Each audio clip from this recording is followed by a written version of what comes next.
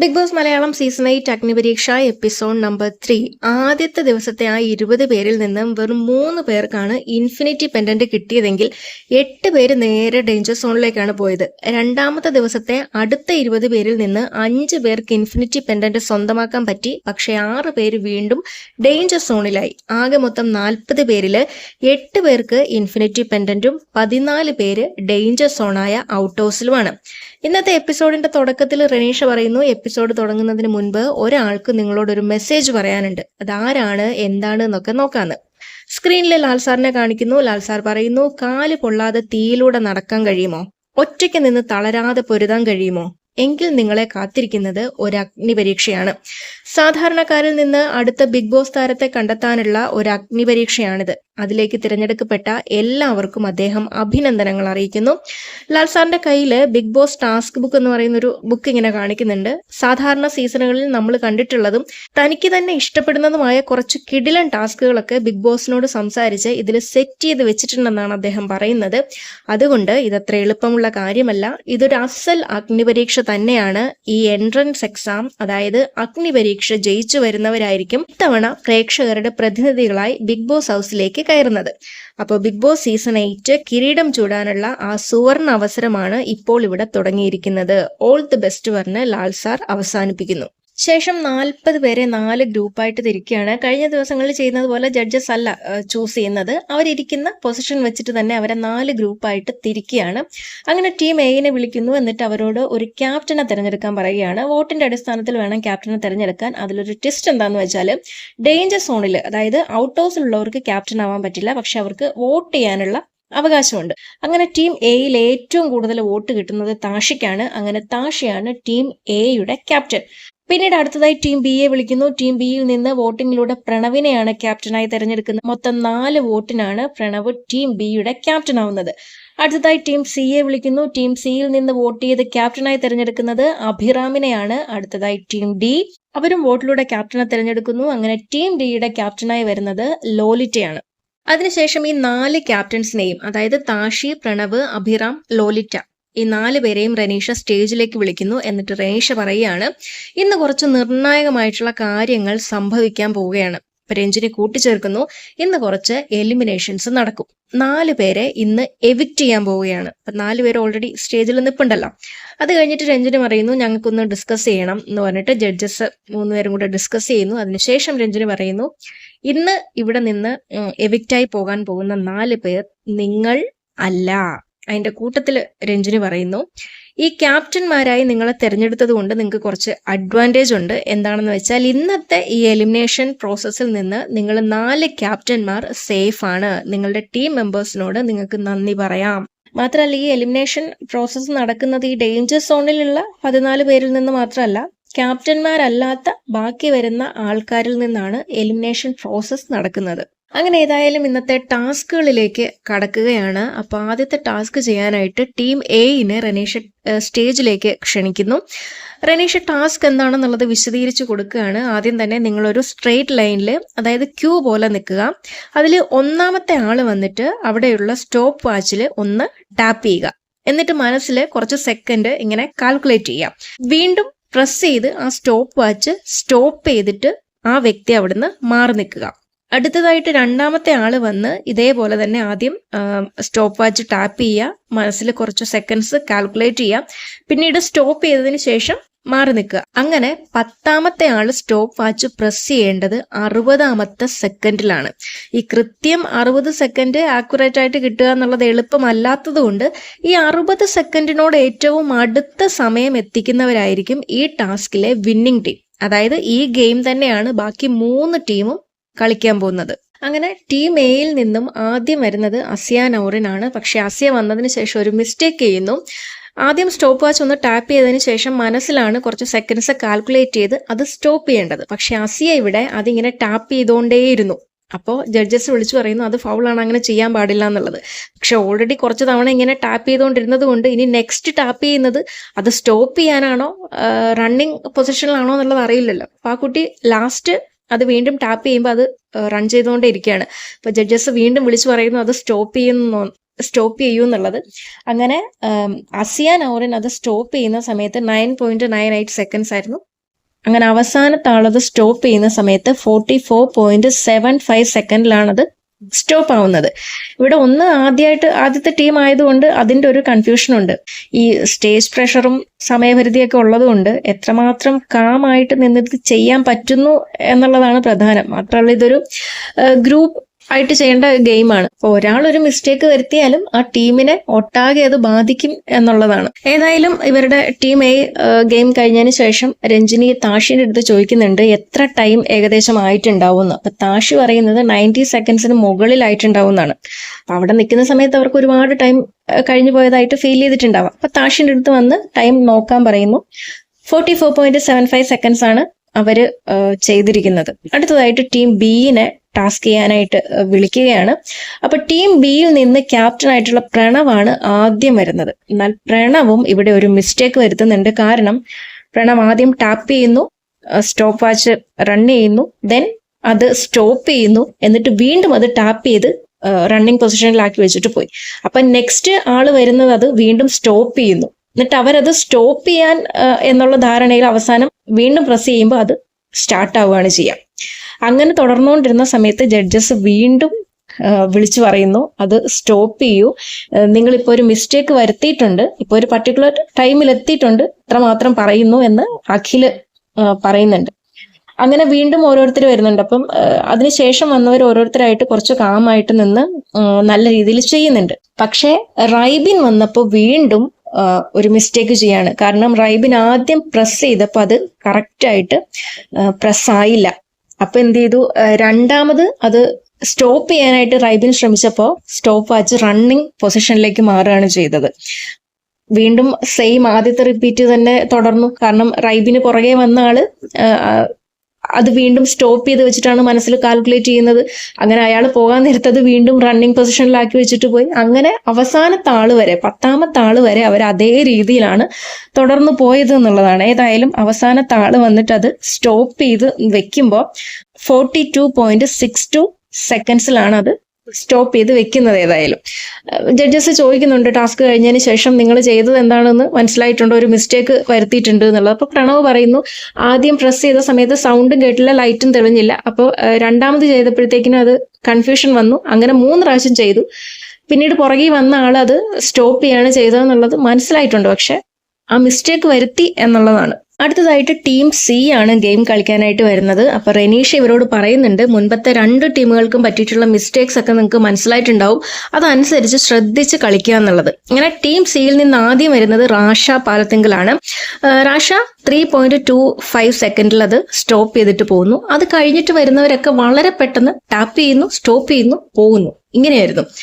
9ാമത് വന്നിട്ടുള്ള ഷാൻജിത്ത് 14.30 അത് സ്റ്റോപ്പ് ചെയ്തിട്ട് പോകുന്നത്. പിന്നീട് വന്നിട്ടുള്ള ഷാനോ തോമസ് ആണ് കുറച്ചധികം നേരം അത് ഹോൾഡ് ചെയ്തിട്ട് 33.96 ആക്കി അത് മാറ്റുന്നത്. അപ്പൊ ഈ ഗെയിം കഴിഞ്ഞതിന് ശേഷം ഇവരുടെ സ്ട്രാറ്റജി എന്തായിരുന്നു എന്നുള്ളത് വിശദീകരിക്കുകയാണ്.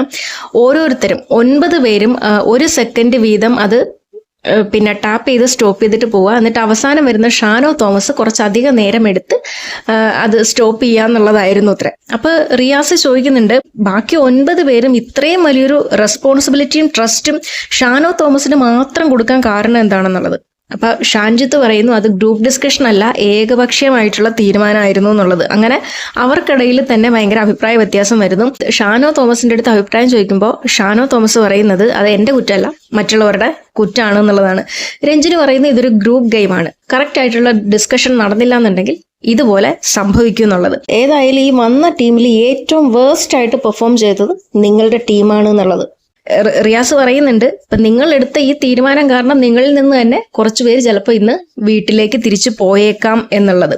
ഏതായാലും അവരോട് സമയം നോക്കാൻ പറയുന്നു. അങ്ങനെ ടീം സി എത്തിയിരിക്കുന്നത് 33.96 സെക്കൻഡ്സിലാണ്. അങ്ങനെ ഈ മത്സരത്തിലെ ഏറ്റവും അവസാനത്തെ ടീമായിട്ടുള്ള ടീം ഡി മത്സരത്തിലേക്ക് കടക്കുന്നു. ടീം ഡിയിൽ നിന്ന് ക്യാപ്റ്റൻ ആയിട്ടുള്ള ലോലിറ്റയാണ് ആദ്യം വരുന്നത്.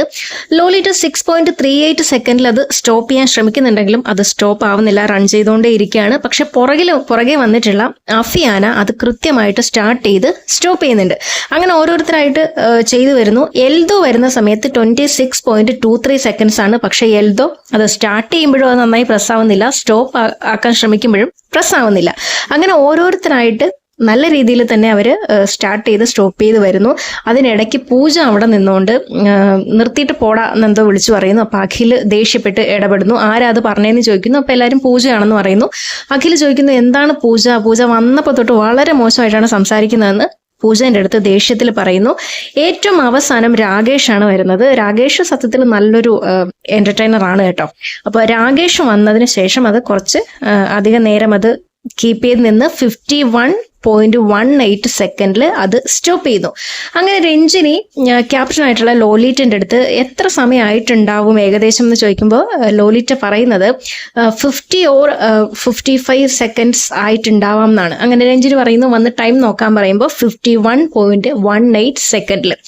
അങ്ങനെ ഈ ടാസ്കിൽ ഏറ്റവും നന്നായിട്ട് പെർഫോം ചെയ്തത് ടീം ഡി ആണ്. അതുകൊണ്ട് തന്നെ മറ്റുള്ള ടീമുകൾക്ക് പറ്റിയിട്ടുള്ള അബദ്ധങ്ങളെയും ആശയക്കുഴപ്പങ്ങളെയും ഒക്കെ അതിജീവിച്ച് ഈ ഗെയിമിൽ വിജയിച്ചിരിക്കുന്നത് ടീം ഡി ആണ്.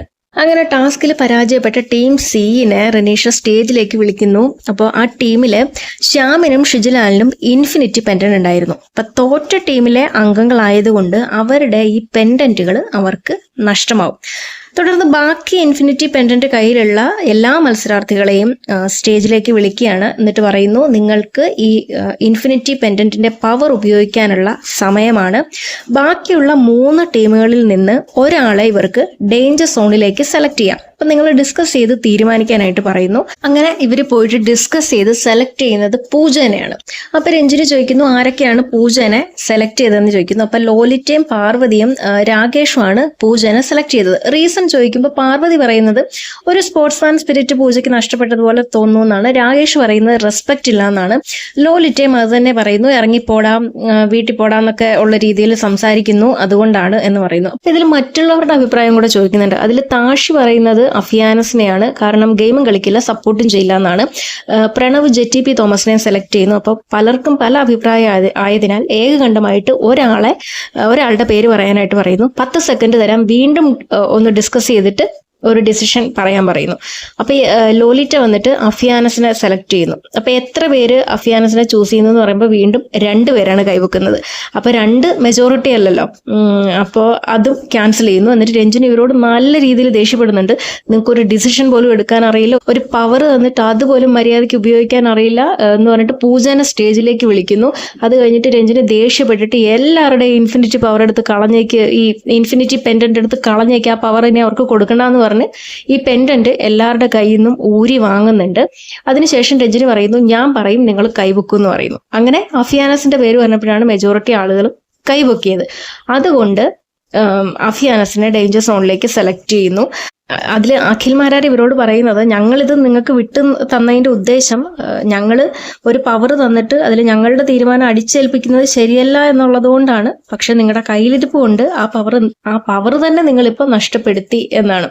അടുത്തതായിട്ട് എലിമിനേഷൻ പ്രോസസ്സിലേക്ക് കടക്കുകയാണ്. ആകെ 10 പേരാണ് ലിസ്റ്റിലുള്ളത്. അതിൽ 4 പേര് ഇന്ന് ഈ ഷോയിൽ നിന്ന് പുറത്തു പോകും എന്ന് പറയുന്നു. അതിനുശേഷം ആദ്യം ഈ സേവ് ആവുന്ന ആൾക്കാരുടെ പേരാണ് പറയുന്നത്. ആദ്യം റിയാസ് ആണ് സംസാരിക്കുന്നത്. ഒരു അനീതി കണ്ടപ്പോഴത്തേക്കിനും അതിനെതിരെ ചോദ്യം ചെയ്യാൻ ഒരു ധൈര്യം കാണിച്ചത് കൊണ്ട് ശ്യാമിനെ റിയാസ് സേവ് ചെയ്യുന്നു. അഖിലാണ് അടുത്തത് സംസാരിക്കുന്നത്. മികച്ച പ്രകടനത്തിന്റെ അടിസ്ഥാനത്തിൽ സ്റ്റീനിയയെ അഖിലും സേവ് ചെയ്യുന്നു. പിന്നീട് രഞ്ജിനി സംസാരിക്കുന്നു. രഞ്ജിനി പറയുന്നു തനിക്ക് വ്യക്തിപരമായിട്ട് വളരെ ഇഷ്ടപ്പെട്ട ഒരാളായിരുന്നു, പക്ഷെ ഡിസ്കസ് ചെയ്തതിന്റെയും പെർഫോമൻസിന്റെയും ഒക്കെ അടിസ്ഥാനത്തിൽ ബിജുവിനെ എവിക്റ്റ് ചെയ്യുന്നതായിട്ട് രഞ്ജിനി പ്രഖ്യാപിക്കുന്നു.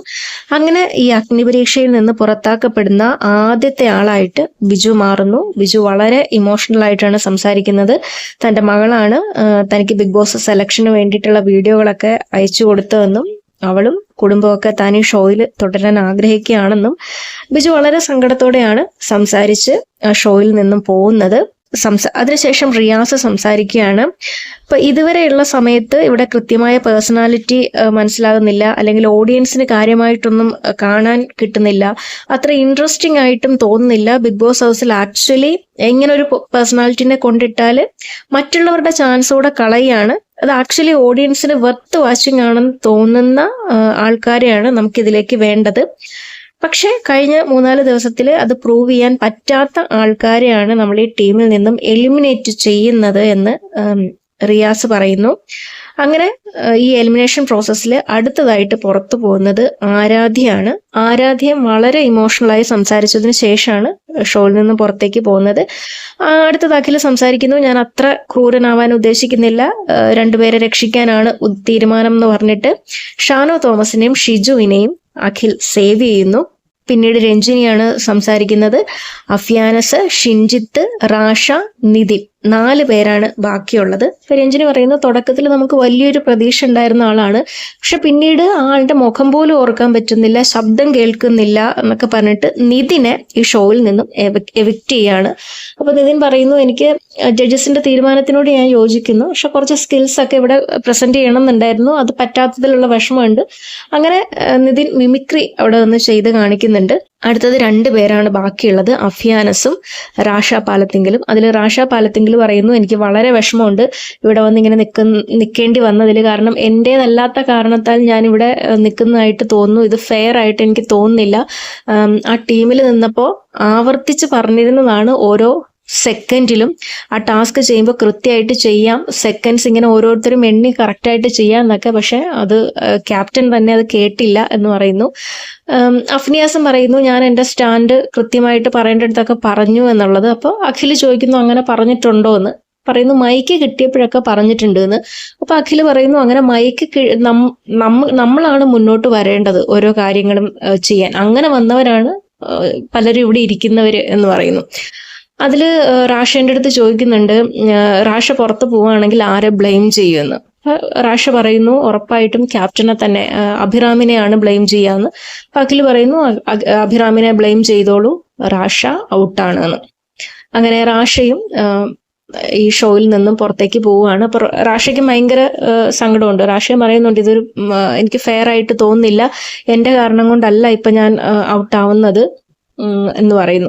അപ്പോൾ ജഡ്ജസ് പറയുന്നുണ്ട്, ഇത് ഇന്നത്തെ മാത്രം പെർഫോമൻസിന്റെ അടിസ്ഥാനത്തിലല്ല, കഴിഞ്ഞ 2-3 ദിവസത്തെ പെർഫോമൻസിന്റെ അടിസ്ഥാനത്തിലാണ് ഇങ്ങനൊരു ഡിസിഷൻ എടുത്തത് എന്നാണ്. അപ്പൊ ഈ എപ്പിസോഡിൽ ആകെ 4 പേരാണ് എവിക്റ്റായി പുറത്തേക്ക് പോയിട്ടുള്ളത്, ബിജു, ആരാധ്യ, നിതിൻ, റാഷ പാലത്തിങ്കൽ. അപ്പൊ ഇന്നത്തെ എപ്പിസോഡിൽ ഇത്രയൊക്കെ തന്നെയാണ് ഉണ്ടായിരുന്നത്. Thank you for watching.